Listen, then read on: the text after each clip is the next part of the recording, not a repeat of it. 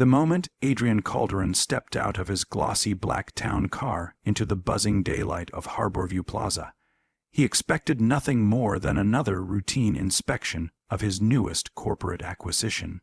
Instead, within seconds, his heart slammed painfully against his ribs. There, beneath the marble archway of a luxury boutique, he saw his frail mother, Myrna Calderon, leaning heavily on a thin, smudged teenage boy who looked barely 17. Her trembling hand was wrapped around the teen's shoulder, and the boy, though exhausted and dressed in tattered clothes, held her upright with a steadiness that made Adrian's breath catch. For a man who controlled empires, nothing had ever made him feel so powerless.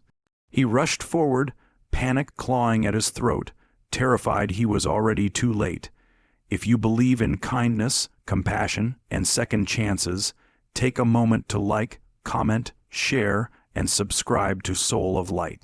Your support helps us spread more heart-touching stories. Adrian reached them just as his mother winced, but before he could speak, the teen gently steadied her again. Adrian had always known his mother as the strongest person he'd ever met, graceful, sharp, unyielding even when the world pushed hard. Yet now, under the late morning sun, her small frame looked fragile, and seeing her weight supported by a homeless stranger sent a sharp sting of guilt through him. He had been busy building companies and attending global summits, while she had quietly fought the creeping illness she always insisted was nothing to worry about.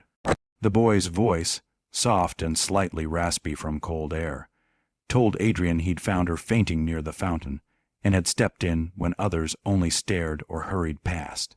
The teen's name, he learned, was Kieran, and everything about him, from his hesitant smile to the shadows under his eyes, suggested a life that had demanded far too much from him far too early. As Adrian ushered his mother toward the car, Kieran stepped back, clearly not wanting to impose. But Myrna, ever perceptive, held onto his hand with surprising strength. Her eyes, warm even through pain, met her son's, silently insisting that this boy mattered. Adrian noticed Kieran's clothes were worn thin, his fingers scraped, and a faded backpack hung open with torn stitching. Life had carved hardship into him, but there was no bitterness there, only a tired resilience Adrian instantly recognized. It reminded him of the stories his mother used to tell him about her own childhood, growing up in a rundown village before becoming the dignified woman she was now. Once Myrna was safely seated, Adrian turned to thank Kieran more properly. But when he offered him money, reflexive gesture ingrained by years of dealing with problems through wealth, the boy flinched like he'd been struck. Kieran explained he didn't help for payment. He wasn't used to charity, and he didn't want to feel like a transaction. He simply couldn't bear seeing an elderly woman suffer. That sincerity hit Adrian harder than any corporate negotiation ever had.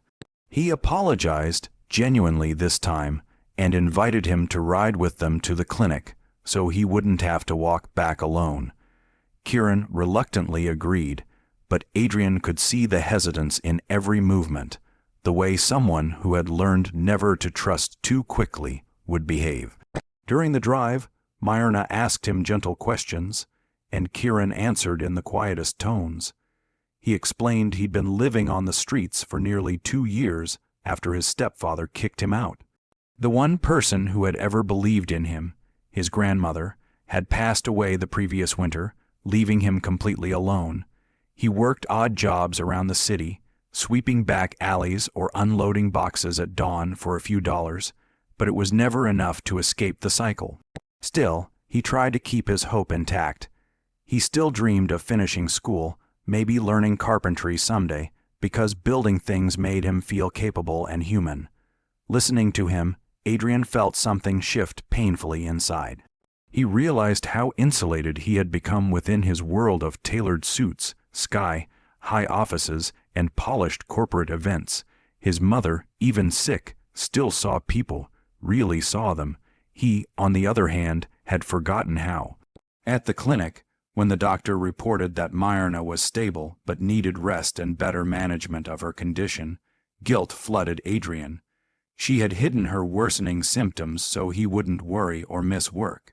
As she rested in her room, Adrian found Kieran waiting in the hallway, clearly uncomfortable in the spotless, quiet building.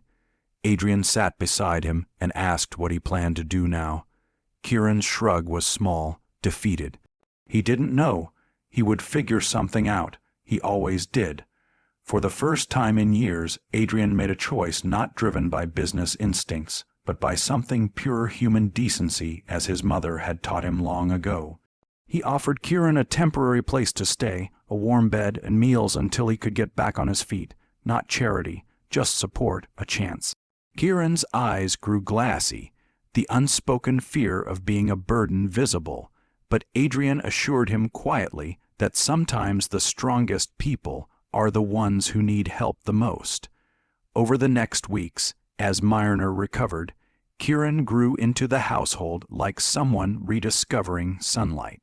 He helped the staff without being asked, spent hours fixing small things around the mansion, and always checked in on Myrna, who adored his gentle heart.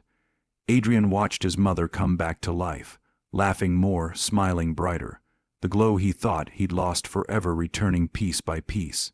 And he watched Kieran transform too, less guarded, more hopeful, as though he finally believed he wasn't alone anymore. The real turning point happened one sunny afternoon when Adrian found the two of them in the garden.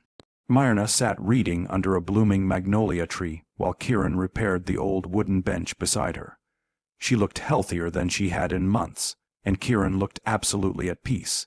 In that moment, Adrian realized how deeply intertwined their lives had become. He approached them slowly, overwhelmed with gratitude.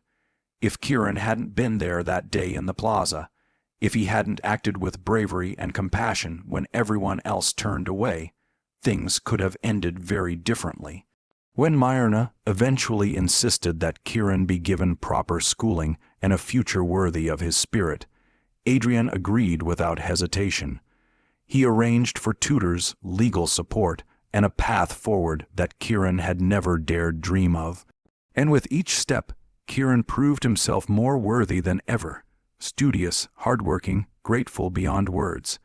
By the time the sun set weeks later on another warm golden day, the teen who once slept on sidewalks was standing in a home where he was genuinely valued, surrounded by people who cared. And Adrian, who had believed he already had everything life could offer, discovered he had been missing something all along: the power of giving someone a real second chance, the kind that changes not just their life, but yours too. If this story touched your heart, please like, comment, share, and subscribe to Soul of Light to help us spread more hope and humanity. Special request: comment Hope Lives if you believe every act of kindness creates a ripple in the world.